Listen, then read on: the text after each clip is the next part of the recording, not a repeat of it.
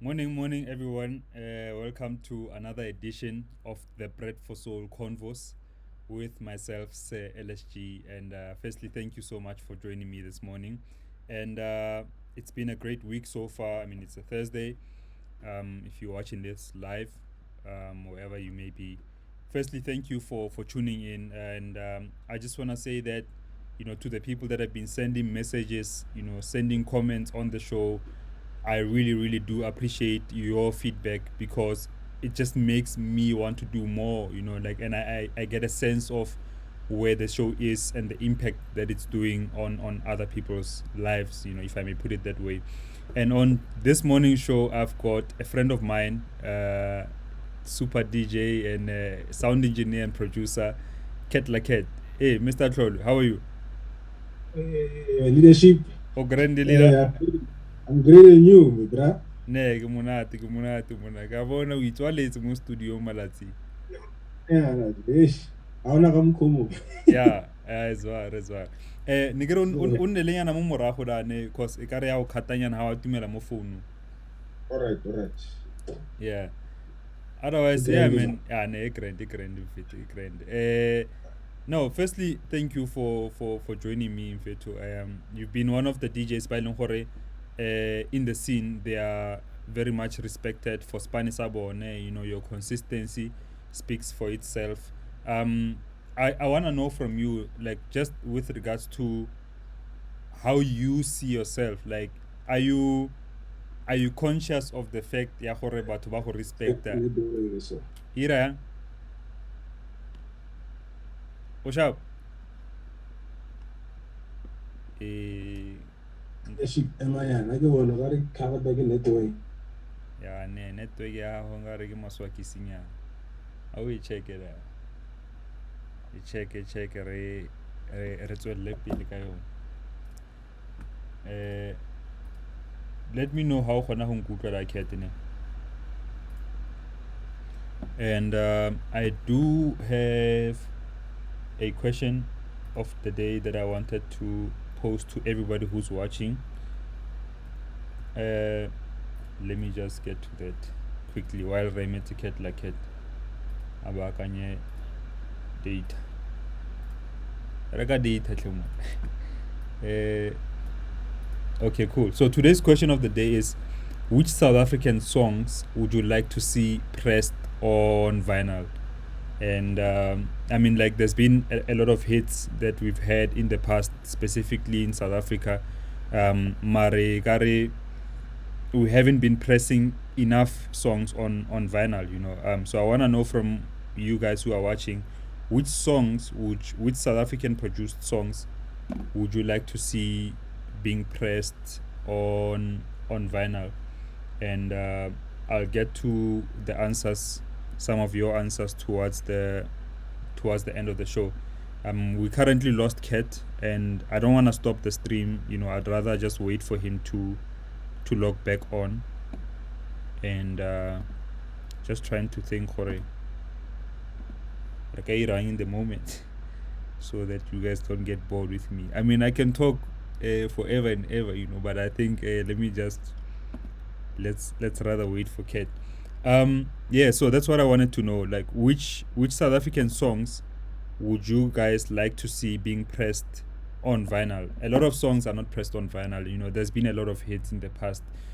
Stuff Nasty Nev, Joy, just to name a few. Chima Music has had a lot of big releases. I saw Sculptured Music has recently pressed some songs on vinyl. Set to Think is there. I forgot what else is on the vinyl. Julian Gomes has just released remixes of his song with Zaki Ibrahim. What's the name of the song? Forgot the name of the song. But yeah, he's just released those remixes. The remixes include, I think, Fred Everything. Osun Lade has got a remix there. The vinyl is out currently now on Juno. And yeah, I see Popo Are, he would like to see Julian Gomes' Love Song 28 being pressed on vinyl. Yeah, man, that would be, I mean, that was a smashing hit. Like, I pressed my first vinyl while I was still part of Hood Natives. It was Sex in the City. had a Nasty Nev remix and a Raw Artistic Soul remix too. And the second one, All I Am, was also on vinyl. Had a DJ Spinner remix, as well as Benny. Oh yeah, here's Cat Like Cat. Benny T, not Benny T. Let me. I was about to call Cat, but here he is. So yeah, if you do have songs that you would like to see, that's the question of today. Which South African songs would you like to see pressed on vinyl? I'll share some of your answers towards the end of the show, with regards to that question. Leader, ke a utlwa leader yeah, ka re ke shading ya internet so o rekile data, reka data minka. Top up data da, as far. No man, yeah, I think before re step your internet gape, I was about to ask you gore, are you conscious of the fact ya gore you are one of the most respected people in the scene, or when is it just a thing that you do, and do you get a chance to look at where you are, from the time Hanu Simola, just in your music career? yeah, like it's definitely something that I just do, but here and there, ukopana le batho, from far and wide, and then they kind of remind you of the stuff that you've done or you've achieved. So yeah, I don't necessarily I'm not conscious of it all the time, but here and there, people will remind you, and sometimes, Lina, I do reflect sometimes, especially when I need motivation to keep going. I kind of try and reflect on all the stuff that I've achieved over the years. So it's always people who remind me, or they appreciate what I've been doing. Yeah. Yeah. So it's not something, what it's always on my mind, but it does pop up now and then, and I'm very grateful for it. It your name pusher to keep going in tough times like these. Yeah. Yeah. But what has been your most proudest, if there is even such a word, your most proud work that you've done before?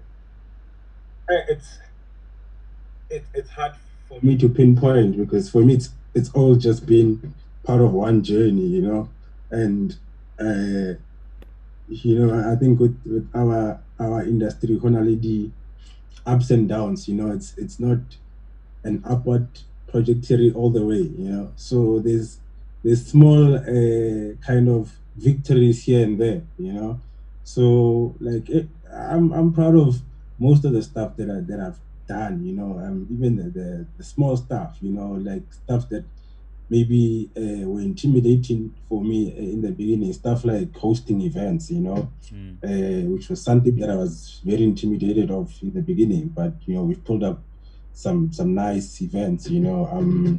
Also the album that we did, Lee House Africa, I think that came out nice. Picked up a couple of awards too. So for me, I'm proud of the journey itself. The whole journey itself, the ups and the downs. Yeah, for sure, man, for sure. But what are some of your, like, if you could go back a bit, to think about when you started DJing, who were the guys that were DJing at that time that you were looking up to? Uh, so I started O2, and around my hood, there were guys like Silly Bean was on top at that time. Nelibo, HK Malama, Migs, Nasty Nev, Bubbles, Michael G, definitely Vinny and Christos. Yeah, those were the guys that I got a lot of influence from. Those were my kind of first references of being a professional DJ at the time. Mm. And Yeah. but how did you then go to, or got into DJing itself? Well, DJing, I bumped into it because girl, yeah, Skela, I went to a technical school, funny enough, but like almost 40% of the kids that were there were very artistically inclined, you know.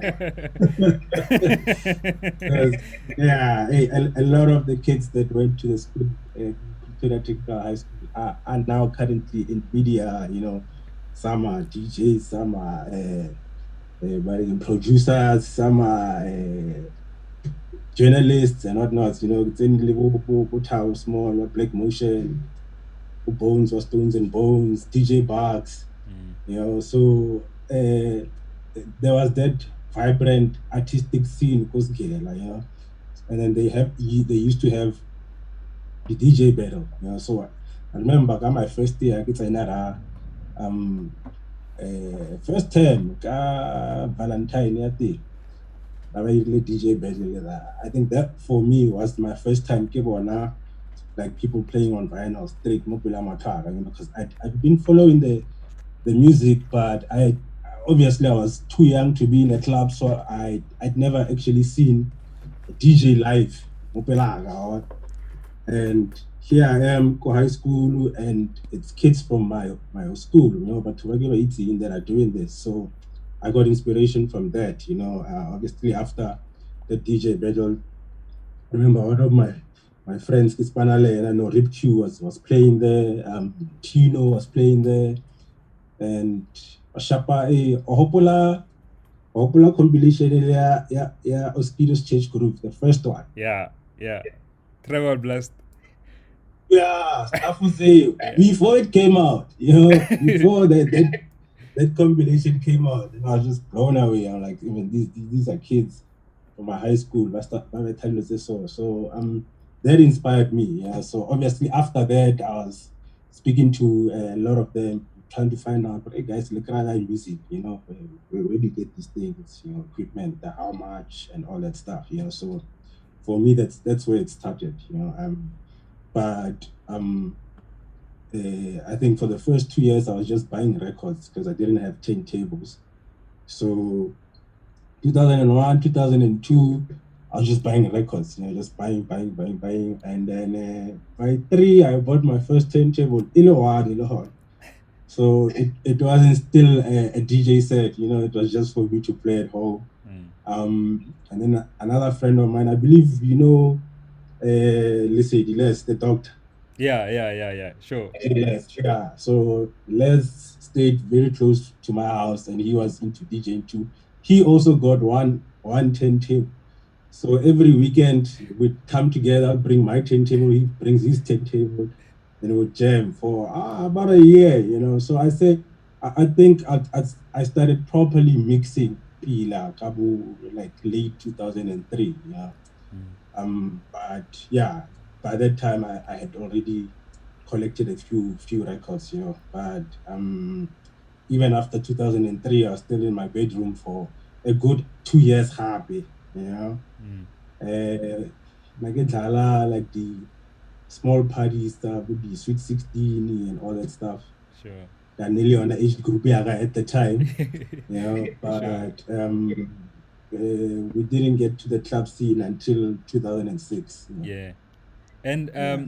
like I love hearing the stories how people begin, you know, because for me like it just tells us firstly hore um it just shows how everybody starts from humble beginnings. Wa ntlhaloga mongwe le mongwe o simolola from somewhere, and then we get to a point mo e leng gore like how about when people look back from where we started, then they're like, okay, somebody actually probably would have started at the same position as I had started. You know, like if I could remember the way I started with my crew back in university, we used to have we actually bought two turntables and this has one because of Zaka wasn't, you know, like we couldn't. Yeah. Yeah, one was a belt drive, then we had one direct drive in That's your Tongile pair. yeah.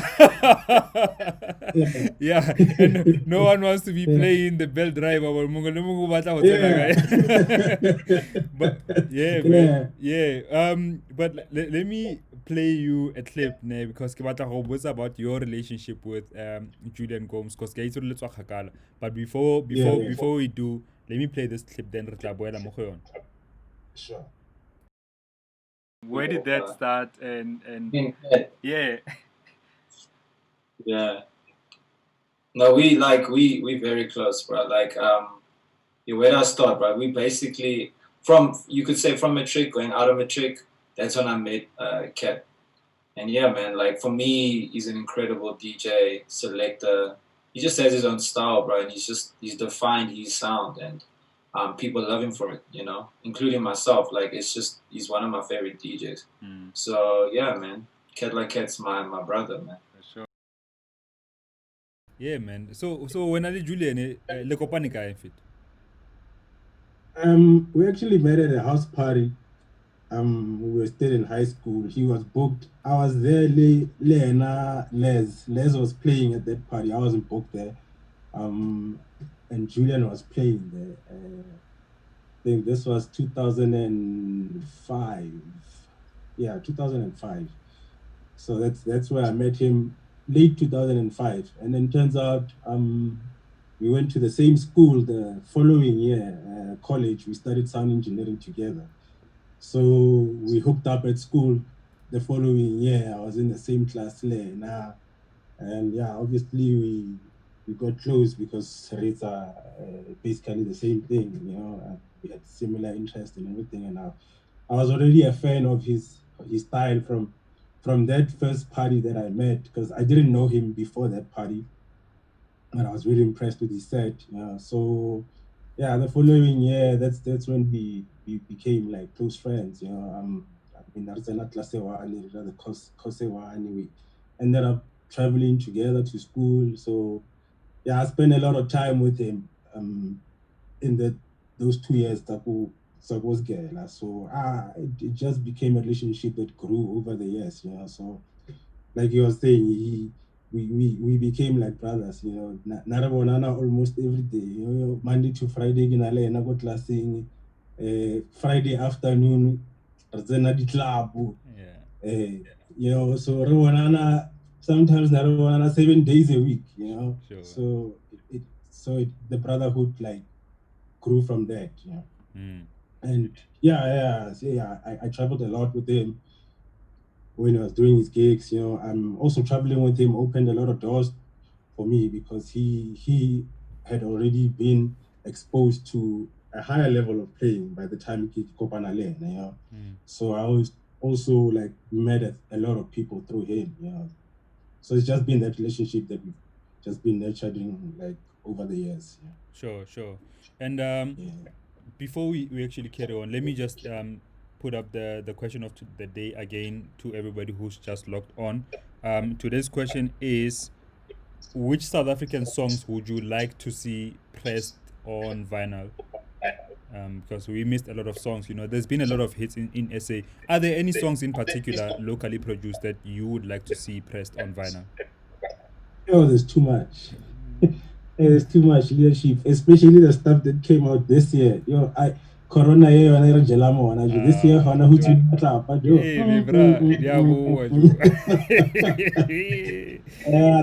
there's just a lot. Like I feel like South African producers have up the ante.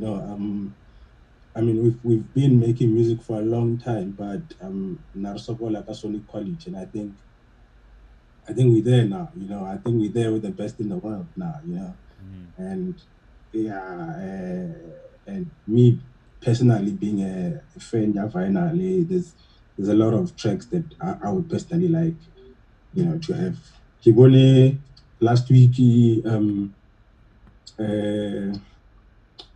Willie, can I Willie man? Sculptured music.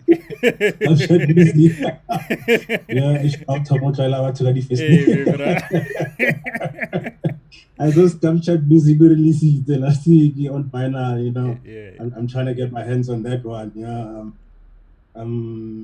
Kid Fangle and Selanza, a nice compilation from his label on vinyl.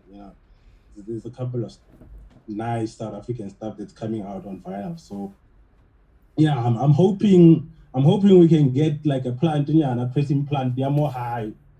Because most of the time, shipping, like that. But yeah, I'm hoping to get a lot more local stuff on vinyl. Yeah. Sure.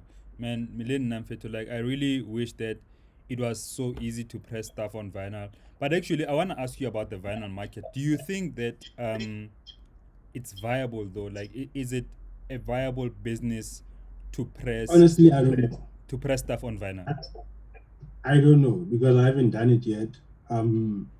But the way it on the past 4 years, they've been saying where the sales are going up.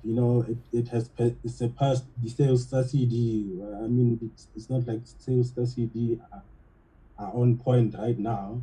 But for me, it's more of a lifestyle kind of consumption. It's one of those things that, yes, obviously, when you put out a product, you want some kind of return on it, but it's not really for the monetary value, I think.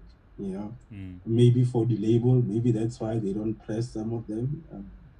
But for me now, like, because it doesn't make financial sense, to be honest. For me as a DJ, or buying vinyl doesn't make financial sense right now. It's very expensive. It's not easy to find. You have to deal with shipping and all that stuff. It's not financial. It doesn't make financial sense. But I still do it. Yeah. Because I love it. Yeah. So I don't think how to enamor that kind of space. The space center with an shebile profit. I think it's just the passion of it, because I mean they are, for lack of a better word, there are better formats out there, especially with our current technology, that are more convenient, cheaper. I mean, when you're selling a track online, you don't run out of stock. Yeah. Yeah. Yeah. And and at least it sounds quality wise. Come on, like let's stop. Yeah, like Negatory, even when performing, I mean performing a vinyl, like everything needs to be best case scenario. Yeah. You can't get anything wrong. From your stylus, your needle, to even the table that it's on. Yeah. Your cabling, everything needs to be perfect for it to sound right. And I've had plenty of experience where it sounded horrible. Yeah. And there's nothing that you can do. But I mean, the feel, vinyl for me, because that's where I started. That's where the love for DJing came from. That's what I loved. But so that's like it's not something about making money. Some of the gigs that we play, the vinyl. If I rock a 2-hour set, the music that I'm playing there is more than what I'm getting paid for the 2-hour set. The purchasing that music. So it doesn't really make financial sense. Sure. Because I mean, now like audio, and that's my heritage. So hence why even now, even when I'm at home, I don't have the CDJs at home. I've never owned a pair of CDJs. I've always had a pair of turntables. And at home, even when I want to play digital, I'll play through my Tractor Scratch Pro. That turntable, because that's the feel that I like. But honestly, or not, it's not a matter of making profit from it, because it's very hard to make profit from it. Yeah. I guess it's a labor of love as well. Like yeah. yeah. I just realized that I don't have my own logo on my show. What the hell is this guy doing? Anyway,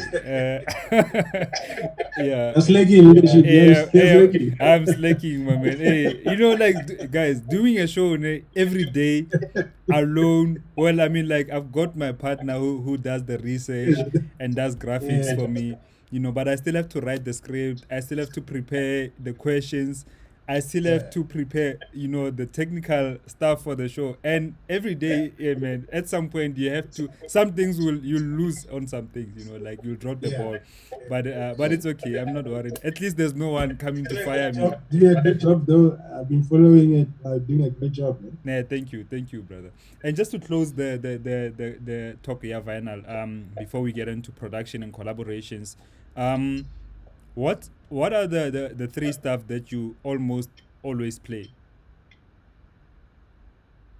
Three songs. Yeah. Ash, I wouldn't say almost always play. Maybe at home, not on a set. Okay. because on a set, I've kind of made it kind of my style that I'm introducing a new music most of the time. So I see how Dala same tracks a lot of the time. Yeah. But I do have Marigaraga a couple vinyl. of my favorites. Yeah. Yeah. I do have a couple of my favorites. I actually have some here that I really, really, really, really, really like. For me, Harraga vinyl, usually you get 3 to 4 tracks on an LP, and most of the time you only like one of the tracks. Yeah. Yeah, and some you'll discover later. Yeah. So these three that I've picked out are some that I heard one track that I liked, and then bought the record, and then after a while listening to the other stuff on the record, they grew on me, and I end up liking them more than the first one that I heard. Sure. So one of them, All Star Motor Music, Beauty and Simplicity, EP Volume 1. I believe this is a vinyl only. Well, when I got it was vinyl only. I still think it's vinyl only. This is definitely one of my favorite. This is from Deep Explorer. If you want to search for it, catalog, number 36, More Deep Explorer. Every track on this thing is a banger. I've played this record so many times at so many different gigs, and playing different tracks on it works all the time. Deep Explorer, All-Star Motor Music, and then there's this one. This one is a collaboration that I never thought would happen, and when it did, I was like, "Oh, thank you, God! I need to have this." And Leona, I think it's a vinyl only. This is Kuniyuki Takahashi with Jimster. Damn. I didn't even know about this collaboration. Yo, my man, this is fire. I think this came out 2017. The name of the EP is called Mixed Out. Kuniyuki and Friends Mixed Out Session. Works every track, 4 tracks, Kamo. Kuniyuki, Jimster. It's always fire. Damn. Fire. Yeah. This one I also like. Here's another one. This is quite a classic. This is Theo Parrish. Falling Up. This is the remix package. It's a double LP. And it's with the remix Synchrophone. It's got the Carl Craig remix also. Very nice. And both the Yoki, Kiddy, Purist, vinyl only name. So these are some of the ones that I could pick out quickly. Yeah, I picked out something quickly on my side. This Osunade Yoruba Soul. It's a double album. It had actually it's a triple album. It's got like Tortured Soul, That I Might Do Something Wrong. It has classic. Caesarea Evora, the remix that he did. He's got that For Hero and Lady Alma, Hold It Down, a couple of stuff. One of my favorites. But I wanna tell you something, bro.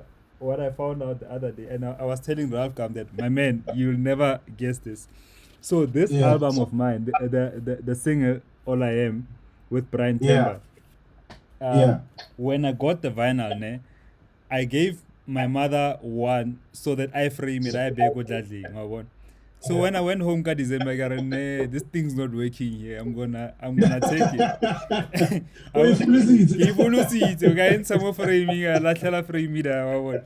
So then last week, as I'm searching through my stuff, I realized that Yeah. I've got two of these, and it's sold out everywhere. Yeah. Mint Mint condition. Eh? Mint condition. Yeah, no, clean condition. Born and fit, like reading is cool, and it hasn't actually even been played, you know. So, I told myself that I'm gonna sell this vinyl for 2,000 rands, one day. Yeah, one day. Yeah, just to see No, what. the classic. The classic, you can easily fetch that. Yeah, no, definitely. I won't. And I mean, it's sold out. It can't be found anywhere. Anyway, did you wanted to say something regarding vinyl stuff, or shall we? Oh, I wanted to give an ordinary shout out to DVS systems, because, like I was saying, I love playing vinyl, but I can't afford to buy all my stuff on vinyl, and some of the music that I really love is not on vinyl, and this helps me out because I can play my MP3s on my turntables. Super stuff, bro. Yeah, and when I first actually had an intro track that is Wagala, I used to think, man, is this gonna work? But it actually works. You know, you just connect barking a time code vinyl, yeah, thing where reka or regulate the software, and then you can play any song on vinyl basically. Yeah. So that for me, it was a game changer, you know, because now my music is my music. I've got this on vinyl and that on MP3, like, or on Wave. You know, when I'm playing a set at home, I rock anything. Yeah, you know, yeah. And my change, everything works. Yeah. Sure, man. Arbuka got collaboration in fact, you know, like your recent release, it's called what secrets? What in there? Broken secrets with a Liu. Who's Liu? And the secret inside. Is there a story behind that? Okay, Arthur Mega, who's Liu? Basically, Liu is a long-time friend of mine. I think I met Liu, if I remember probably, I think I met Liu in Cape Town, Good Daisies, probably 2015, I think. I'd seen him play live. Liu's Gala live, like he DJs now, but before he was just playing live, and by live I mean he was making music on the spot. You know, give him an hour, he makes music for an hour, live in front of an audience. You know, so I was blown away by his performance. You know, and then I approached him, we spoke, and only to find out that he was actually based in Joburg, and I kept on bumping into him at events. You know, we'd be booked on the same lineups. And again, last year, I bumped into him again, and I was like, my brother, we need to do something together, because I really like what he's been pushing out. You know, he's running a label also, South Africa Tronics. So the stuff that he's putting out on his label also, like, it resonated with me, and I was like, yeah, I definitely would want to jump in studio with him. And we've been speaking about it for a while, and you know, sometimes hey, leadership, we need to work, send me something, and it never happens, you know. After a while, we were like, no, let's jump in studio together instead of sending each other stuff, because sometimes, you know, I create that motivation when you're not together in studio. So yeah, we decided to hook up, got into studio, and then magic just flowed, you know. I like the way he works. You know, Leo is a Ableton instructor too, so he's very knowledgeable Ableton and production, and I've been on Ableton for a while, but working with him opened my eyes to a whole lot of more techniques that I wasn't aware of. So I liked his workflow, and yeah, responded on it. The broken secrets, I think yona tiding ya hore ebile wana ha le di-producer o mong le o mong o na le their own workflow, and their own secrets kind of things, that they do in their production, that you never really kind of experience when you're working apart, just sending each other stems and whatnot. But like when you're in studio, Yeah. so Yeah. so it was that thing, we were so passionate about what we were doing that we wanted to give it our best, that omuno like the top secrets are high, or Joanna Kiki and Gaira saw. Yeah. As well. Some bullying Gaira saw, I get bored. Yeah. So that's kind of how it came out. Oh, nice. No, now I get it. Nani ke na no ra ma itaba ba ba hetile, and then bantsha diphiri tsa bantsha diphiri tsa lona now or something. Oh, okay. No, I get it. and tell me. Yeah, oira.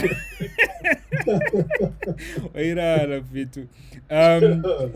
Like I heard a story about, because you used to stay with the couple, like I remember the time you and I used to work together, got on look down on that. So when you guys used to stay together, I didn't know this story about your collaboration, because like Unaspana, he used to work on your computer sometimes, and he has left a couple of projects, and two of those projects you finished, and it became a collaboration between you guys. How many of his projects do you still have on your computer?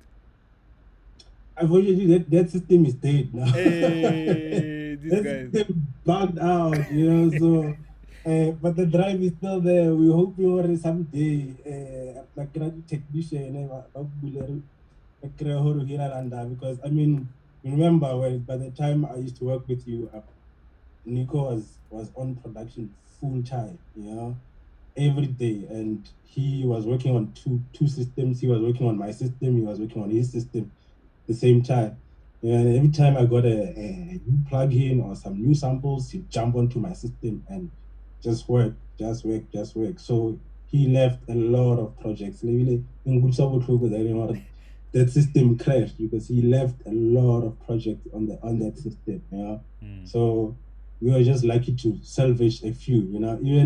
Even on the EP that I dropped with Swedish Brandy. There's a track there that he had done half. Yeah, I think it not even half. It was like a 16 bar loop. That I just bumped into. I was like, yo, the soundstorm. You get feeling this. So yeah, it was that thing. I mean, because of the shit. Yeah, no, he's amazing. He's always been, like, so yeah. Hopefully, maybe we can salvage some stuff. But I mean, I'd like to believe that he's definitely improved from then, and I also have improved from there. So it's not something that I'll cry over or devalue, because I think we can still work on some new stuff. I'm actually scheduled to see him today. So we can see what we can do. Yeah. So, but yeah, that's kind of how it came about. Sure. And actually, before your collaboration and friendship with the couple, I have a clip. He was on the show, and I asked him a question about how he got signed to Solistic, and he told the story. But let me play this clip, and then So Kofi came to me, and then he was like, yo, you cool? I'm like, yeah, I'm cool. He was like, yo, I'm gonna hit up Amaru. I think Amaru's, and then he called Amaru. Amaru was Black Coffee's manager at that time. He's like, yo, we need to set up a meeting with the couple, maybe on Monday. sit down and see how we can come up with, like a strategy. Actually, the deal came about when there's like you want to sign an album, you want you to create an album for Solistic. Sure. And then, yeah, that's how it came about. And then on a Monday we had a meeting, and on the meeting they were like, bro, honestly, we don't want to sign an album. We want to sign you, as a brand. And bro, honestly, that was a life savior. When I was talking about depression, when I was talking about going through all those stuff, it was right at that time when I was staying with Cat like Cat, I had a fight with, my management. Things were not going properly. Gigs were not coming in as much as they used to. So such things financially they could break you down and stuff. So pretty much I would say Solistic came to the rescue, and At the right they time. rescued a brother. Man. That's when I started. That actually uplifted my spirit. Damn, man. It is. Yeah, Kat. Did you know that he was depressed when you were staying with him? Not really, because I think by the time I moved in with him, he was already experiencing problems via his staff, and management and all that, But Nico Gemotomo very calm, So some people, you can kind of see it. Hey Tony, I wanna go class, but the way Nicoling, he's always very calm, So, but we used to talk, he would always tell me about what was going on, and the kind of problems that he was experiencing with his then management, and what he wanted to do, because I remember when that thing came about with Nachi, I think the first kind of meeting that they had was the launch at Vinny's house. Yeah, Konish. Remember, you were doing the production, and we did a launch party. Was it Nish? Yeah, Konish. Yeah, in Rosebank. Konish, yeah. And then I went with him, Konish. Like Grabo Nachi Walira. I think that was the first time they spoke. And then the week after, he told me, hey, actually, this guy wants to sign me and all that stuff. I was like, go for it, brother. Go for it. These kind of opportunities don't just come. He was working hard, and everything was just right from his side, and he just needed that platform, So yeah, we were speaking, but I wouldn't say that I was aware of how bad things were for him at the time. And I think sometimes, Feto, like it's very difficult to make up what a person is going through, especially as Majita. Sometimes we don't talk. Like Haribu, like when we're going through stuff, it can either be Joish, I'm not feeling okay or whatever, but we don't actually even go through the depths of what it is that's really affecting us emotionally. In that aspect, and I think that has been a negative part for brotherhood for a long time, like as Majid. And I think slowly I see it changing, because me and you like libo minjo rabua hore amutu ase grand infeto rabua, and it has gotten better. We've gotten better like that. And but what have been some of your most difficult moments as an artist? Yeah, as an artist or as a person, just in general. Well, life is fun, because sometimes when like shit hits the fan, in a way, there's always like a silver lining, because there were moments where I thought I was completely down and out, I'll give you an instance, like when I left Don't Look Down.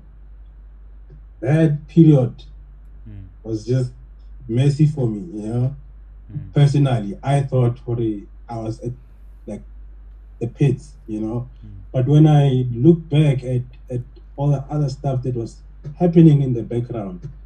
It was almost like, yes, you were going through tough times, but at the same time, because I had not stopped working on my goals, the dominoes were still kind of falling, you know. And because about 8 months later, a lot of projects came through, that's when we started the KLK Fridays, we started doing the live streams at best beats and all that stuff. This when I really got into like event coordinating and all that stuff. But in the months that led up to that period, for me, I was thinking at the time, or this is the lowest point of my life, But in hindsight, I'm like, okay, you can say what it was the lowest point, but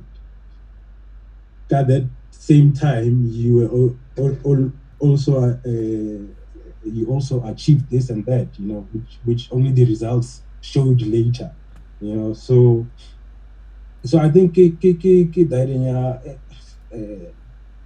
persistence in a way, or even when you think how the things are not going your way, you just need to persist, and you might not see the results straight away, but if you persist, the results will come. So I generally don't want to dwell on the negative stuff that I was thinking at the time, because they did nothing for me. But the little positivity that I had here and there, after a while, it built up. It started momentum or something. And I think that in you important that you mentioned it, like the reason I think that it's so important, it's because that when we are going through difficult moments as people, it's almost like we only focus on difficult stuff, like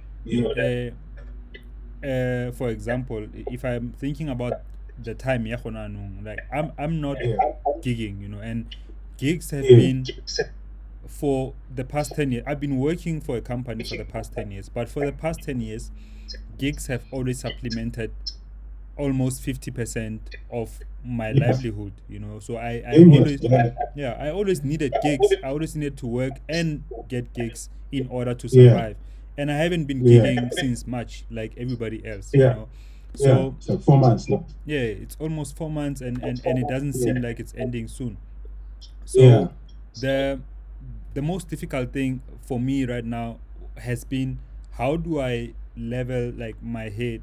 How do I see, how do I prepare my head, my headspace, and my thinking into the current moment, and progressively think about ideas that I can have, that can move me forward. Like, and it's almost, it's very difficult to think about positivity when when you feel like you are being crushed by an unending thing. This COVID-19, we're not gigging, there's no money, and everybody's going through the same situation, unfortunately.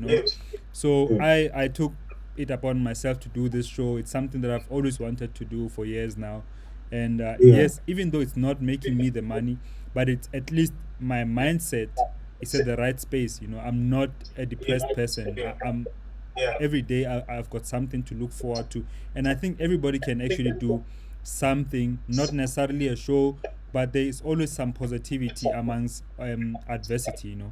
Um, yeah. And there's always a passion that you delay, yes. that you don't think is important because you have other things that are going on. Mm, So, like, I keep seeing this quote, there's always an opportunity in crisis, mm, So, opportunity doesn't have to come from outside. Sometimes the opportunity it come away not straight. mm, It's stuff that you've been thinking about doing mm, and just laying it off. mm, For instance, now, Lynn, because I've had plenty of time on my hands, I've been going back into my mastering services, mm, which is something that I've been neglecting for years, mm, and you'd find in a year maybe I'd be mastering 4 projects in a whole year.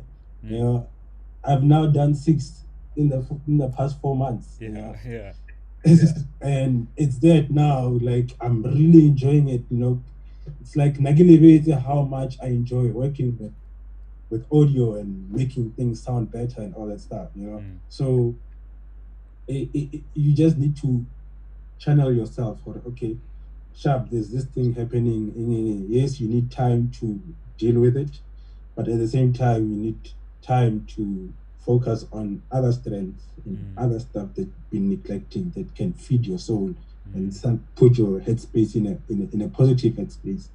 You know, but that's when bright ideas come. You know, That's true. when Because you're I not. was about to say that, because sorry to cut you. I was about to say that when you are focusing on something that's positive, that might not be this big thing that's bringing you the money.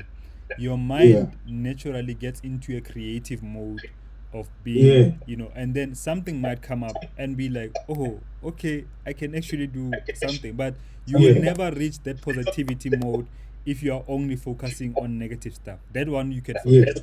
yeah, Once you, yes, you, you delve yes, into negativity, you are on the yeah, way down and there's no coming back up until your mindset changes.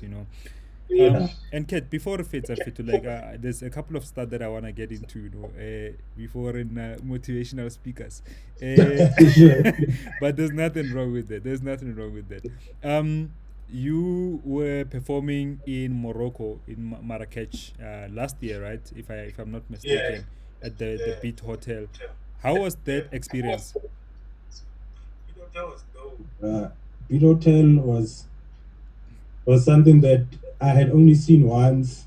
More South Africa. It was like was a mini rocking the daisies kind of thing because it was a melting pot of different cultures via music from around the world. You know, there wasn't any particular genre, any lorry. It was the main focus. You know, they were not focusing on dance music. They were not focusing on pop or whatever. You know, it was just great music from all over the world. So, I mean, I when I got there, I only knew I think 2 other artists besides myself. But when I was there for 4 days, it was that thing that I wanted to be there by every stage, the whole day, and just uh, observing Horuhiralang and how people from different cultures and different parts of the world express themselves through music, through underground music, because usually we're exposed to the commercial side of every part of the world. So it was that, or it was underground music, but not underground electronic music, which is what I'm used to. Yeah, it was underground in a sense, or every genre that was there was not stuff that you'd hear on TV or on radio. So not only even like the traditional musicians that were and it was very inspiring for me as a musician. I also think it also got me back into production because I found that making music gives you kind of a better means of communicating, a better means of putting your feelings out there than what I'm used to as a DJ. Because as a DJ, I'm taking what everybody else has put out, and presenting that. But as a musician or as an artist, you basically telling a story of your background, of what's happening in your hood, and all the influences that you've had. So for me, getting that in abundance, SA Hori is just one artist getting, yeah, stylist, high see wait, Marga, see enjoy. When it's just 3 days straight of that, where I'm like, I've never heard this genre. I don't know what to expect. Sometimes even the genre, I mean, there's more music and there's like chord progressions and scales that you're used to. You might not have heard the song before, but after two notes, you kind of know where it's gonna lead to. Yes. Because you heard the progression, in various different other types of music. Whereas there, I was like, hey, I feel like I'd never heard music before, because they were using scales and no and tones that I were totally unpredictable for me. So it was refreshing. It was refreshing to hear like music that I'm not used to. Music that you even struggle even on the internet to find. So yeah, it was a game changer for me. Sure. And it also allowed me to be more fearless with my production, because every time before I'd be making a song and keep reminding myself of my audience. A Konje, your audience is this, and they would appreciate this and that. And if you listen to the stuff that I did with Liu, it's not normal. It's not what he would make alone. Is not what I would make alone. It's not what I think deep house people were expecting. I mean, the only thing that's keeping it in that deep house kind of genre is the four to the floor kick. Everything else is just weird. So that kind of exposed me, or you don't really have to be in a box, or okay, you're making house music. This is the structure of house music. These are the type of sounds that you can use. You can't use that. So now it's like it created a bigger canvas for me. I got to step back and say, hey, but music is broad. And because Nakitlaka influenced this one, I've been channeled into this little niche, or okay, these are the sounds that are right. If you take a step back and see music as broadly as I did, it's like, hey man, there really aren't no rules. It's all about a feeling. For sure. And sometimes I think that we think too much about the audience more than about being a creative. We think too much about how will people receive this thing more than how can I create something that and see if people will receive it. Because But I want to ask you: do you have aspirations? Because we are talking about your trip to Morocco. Do you have aspirations of performing in Europe? And if you do, are you putting in the work in that regard? Yeah, definitely, because I mean, I would say not as bad as I wanted it before, because before it was a matter of, for example, if it's like maybe a soccer star, when you're playing soccer, you want to play in the best leagues in the world, and if the best league in the world is in Europe, that's where you want to be. So me coming up as a DJ and a producer, that's where our best league has always been. You want to see yourself go Europe, because we've been consuming so much European music, even American music. But I mean, for Style Saga particularly, it's more the German guys. It's more European. And that's always what was pushing me to put myself in that space. I am proud to say today that I wouldn't say I don't want it as bad as I did, but I'm now starting to realize, sorry, actually the best league, what I want to do might be right here at home. Because the players at home have been brilliant, So yes, for me, for exposure of getting other cultures and whatnot, and also because I love traveling, yes, I would love to play in Europe more. But it's no longer that thing. I want to play in Europe because that's where the best DJs are, or that's where the best electronic music artists are. I firmly believe that things have changed. I firmly believe that the best is right here at home. But obviously would also want to take our crafts that side and share it with the people that side, And so now it's a matter of going that side to prove and show to them what let's say chance Sure. As well. So it's that now, Yeah. But I think from my side, the financial aspect of it also, plays a lot in my mind, because I'm thinking I do want to reach a lot of people, with my music further than South Africa. I would like to be performing with a band, in America, in Europe, and everywhere else. But I was also like to earn a bit more, guys. There's this That's guy. a big incentive.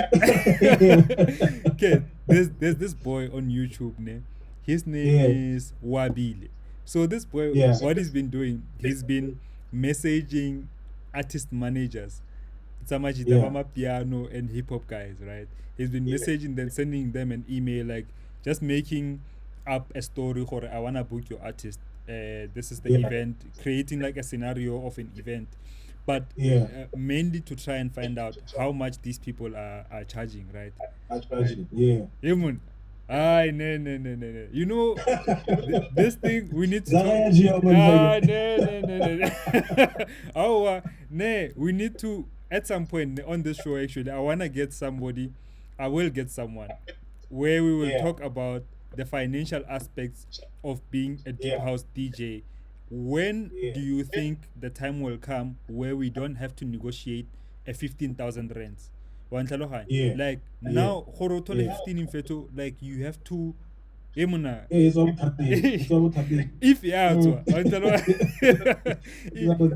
almost happening, and I think for a long time we've been at a same one level of rates in terms of DJs, like as deep house DJs, and we're playing at the same venues. Bukang Majitabama piano, but they can pay 55,000 rent to someone, but they still want to negotiate paying you 8,000 rents or 10,000 rents for that matter. So I think that's a conversation that we need a panel for that one. We definitely do. But also for our country, there's also a lot of other factors, like socio-economic factors that kind of also oppress us, True. Because I mean, if you play in Europe and you're charging 1,000 euros for a set, that might not be a lot for them, but I mean, if you come this side and say 1,000 euros,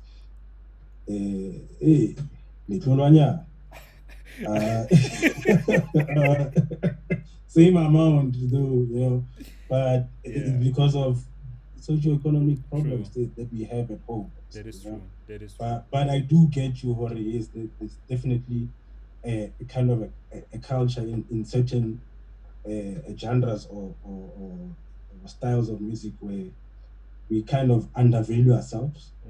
And a lot of the time is because, I mean, like you were saying, Hori, you've been relying on gigs for 10 years, Sometimes, I mean, missing a gig is equal to missing a meal, And I think that's what forces a lot of people to kind of sell themselves short. It's a matter of, okay, I want 15K, but if this guy says 10, I'll take it, because if I don't take it, there's nothing else that's coming for the rest of the month. Yeah, and somebody else will take it as well. Yeah. So it's tricky. You're not tricking fetu. Hey, tricky. E batla re bua le ha re bua re ska ra bua fela, because some people are watching ba re ba shebi.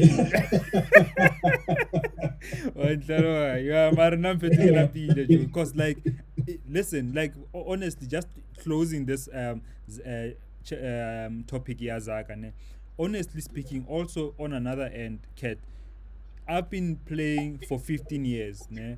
And you've been playing for a bit longer than me, and some kids who are looking up to us, who are coming after us, by no they're getting into the game, they want to see themselves progressing. They want to see themselves playing at the same gigs that we are playing, but they also, in addition, want to see themselves earning money, and making a living out of it. Like, not to say already we do music to make money, but like it's part of the business as well. Um, so True. so if I'll make an example, if you and I stay and get paid 2,000 rands for the next 5 years, Yeah. the kid who's coming and starting to DJ 2 years ago, that kid, they should be playing for 500 rand now.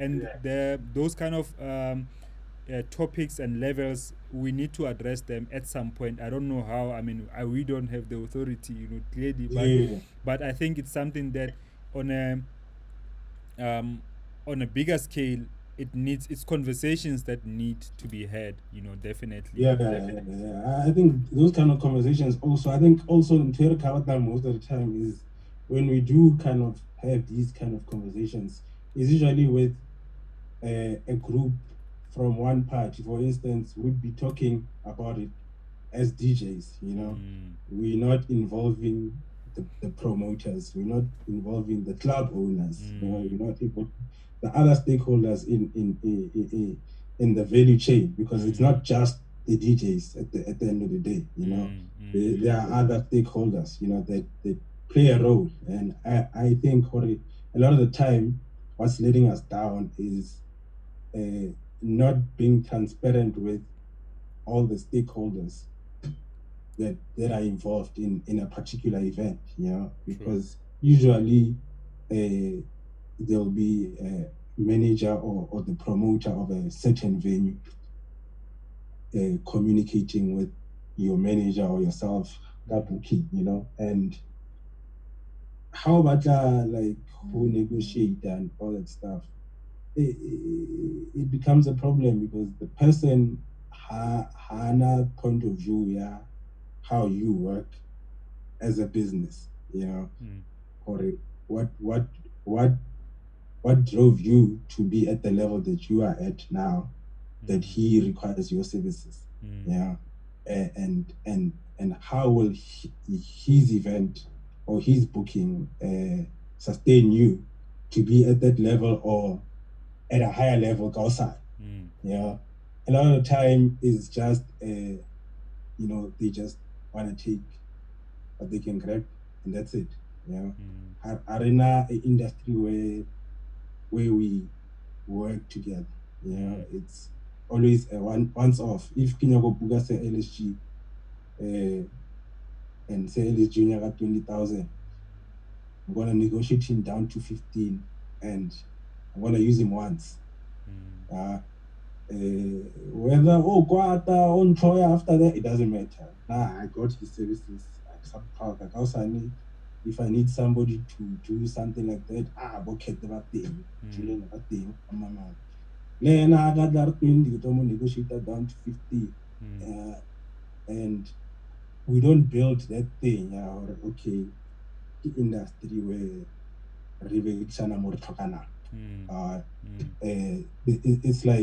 it's like a car manufacturer a sa batlo patela price ya di-parts tsa ga koloi ya hae, and then every time e sentse age koloi sentse a kry distributor e mpšha ya di-parts because damano kwatile gore a kry-a pila last time a rabekisana pila, and that way, like, we can't have a consistent product all the time because there's so much other factors that go into what you see at the end of the day, and all these stakeholders are not in sync. That's true. That's another thing, because from an artist point of view, like the club owner might be like, guys, not gonna labor to 50 whether or not people are buying alcohol or not, like I still have to be paying 50 people, I still have to be paying rent for my venue, I still have to be paying this. But definitely I think there is a conversation there that I will actually initiate very soon. But just in not in closing, but like about your views with regards to our deep house scene. Where do you think we are? I mean, I know production level in terms of music, the music is there. The quality is there. We are all growing, and our sound is, like you said it in the beginning, is on par with the international standards. But from an eventing perspective, where do you see the scene in South Africa going in terms of production? Yeah, the event. Well, it's a tricky one because, like I was saying already, the value chain is not in sync, So, right now it's not great. It's not great at all, precisely because of that. We're not in sync. We don't have a event industry that's fully functioning with all the stakeholders that need to be there. I'll give you an example. Usually when I host my events, there's this particular stuff that you need to delegate to somebody who's an expert in every aspect of an event. But usually you are forced to play 3-4 roles all one. You're the guy that's booking the DJs, you're the guy that's booking the sound, you're the guy that's booking the venue, you're doing so much. Even when your guests welcome, so I think what can help is if we have like a proper like events industry, where we don't need, where it's not a need, because right now it is a need, it's a must that we DJs host our own events, because ahona motho o outside, that wants to do things the proper way, and a lot of the times even the guys that do start off by the events, after a while, next thing the guy is a DJ also. The guy is doing that, So I think the events industry in the country, that we need to share more information and education about that, where we can have event professionals, guys that do events. Full stop, like I was just fortunate that when I started working with the guys back home, Beer Emporium, that they had a team, show the guys that do the homecoming, those guys bash up an event, that's what they do, full time, and they pull it off, proper, as I'm cheering and all that stuff, artists are paid, time, everything is timely, everything is professional, and everybody does what they are passionate about and what they know, definitely, how do you motho wa camera damane o dila ka camera one way, motho wa sound damane ke motho wa sound o dila ka sound one way, the bar stuff is the bar, that's what he does, and we lack that,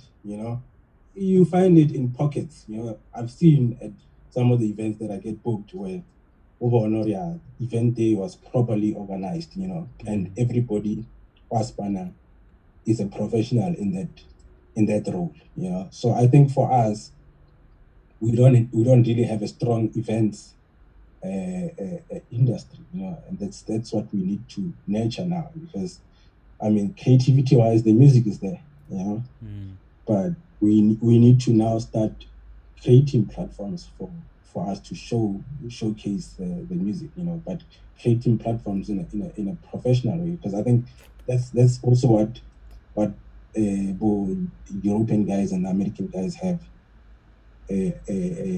above us right now, But okay, fine, the music, it's as good as theirs, but the platforms are not. But so I think for me that's what we need to work on. But I think we get in there. We definitely get in there, man. And before Tswala, I wanna just go through some of the answers that people sent through to today's question. I asked, which South African songs would you like to see pressed on vinyl? Popo said Broken Secrets, Cat Le Cat, Aquatone, Got Your Number. ba e kopa wena le ntate Mahlatse Yeah, no, since the plan. yeah, Mahlatse are so find a way. Michael Deep says Natty Nice Ascend deserves press. Pumelelo That's a nice one. It's a new one, eh? yeah. He's got a new release, dope, and he's got a store. Actually, I'm gonna have him on the show soon, to talk about his online store. Oz says Lost in Words by Chima Music. Mahlatse says Jezwell and Debs at the Soul Sapphire. And Pumelelo Makanda says Moving Circle Sampler 2. That one I can tell you for free, man. It's not gonna happen because no, we're trying to move on to new material. Like so, we did the first sampler.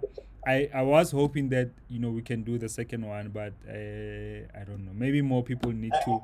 I'm one of those. I'm one of those who was hoping for the second one because there's a particular song and I think you know which song it is. I know bittersweet moments. Yeah, Joe. It's okay.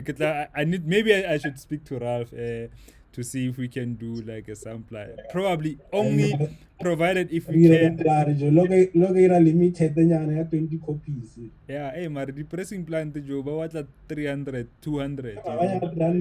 Yeah, why won't? Yeah, so that's the other thing. But yeah, Mfetu, I want to say thank you so much for doing this, Mfetu. Like I really do appreciate it because now, Mfetu, I feel like people like you've been doing it for so long, and your productions, your mastering services, your podcast, your deep vibes, the event that you do, your KLK, the annual party. I think all of those things are contributions that we need in our scene. So Kifila Hore, as we grow within the scene, you've also become one of the important pillars in our scene, and I just want to say thank you for that, my brother. Thanks a lot. I'm very humbled, and thanks for involving me in this because I've been following it and I've been watching it grow and it's like it's getting better and better every time you go on. Because at first, nigga, 21 days lockdown, lockdown or 3 but I see now. Yeah, hey man, now yeah, pay. Yeah. It's comforting that there's, like I was saying, platforms that are being built that are solely focusing on the underground scene, and having conversations. I mean, these are important conversations like that we generally wouldn't have. Because usually our kopana goof komora. Yeah. So yeah. So like big ups for that, like it's dope. It's definitely something that we need. Yeah. Actually, before the Feds and Fit, I want to ask you, what's your idea of having the most fun? And the reason because you and I used to go out. We had some crazy nights. Me, you, Transmix Soul, Minjo. We used to have some crazy ass nights. Strike the iron when it's hot. Tell me if it's like, what's your idea of having the most fun right now? Now I'm a free flowing guy, and I'm always open to new stuff, So I don't like planning my fun, Yeah. If I see something and I try it out, if it turns out to be good, it's good. If it turns out to be crap, it's crap. I'm never doing it again, Yeah. So I've always tried to keep an open mind about such things because sometimes because you find something that you enjoy and then you're like, yeah, mom, and then you don't block out other stuff, So I'm easygoing, anything is fine. Anything goes. I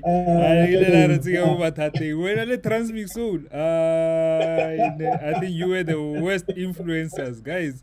People don't know this. Yeah. Anyway, yeah.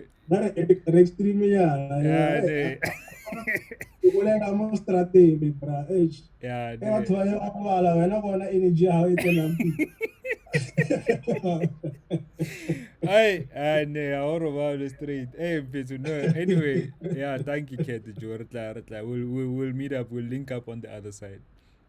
Yeah, no. Thanks a lot, leadership. We need to do something. I'm not gonna mean to last week. Stuff you can definitely put a good touch to, yeah. Hey, Tara. But we'll talk. No, we'll talk, brother. And guys, tomorrow on the show, I've got Piquet, the Italian, who recently, I don't know, some of you might know, he posted a status that he's been exposed with coronavirus. So hopefully he'll be healthy enough for the show tomorrow.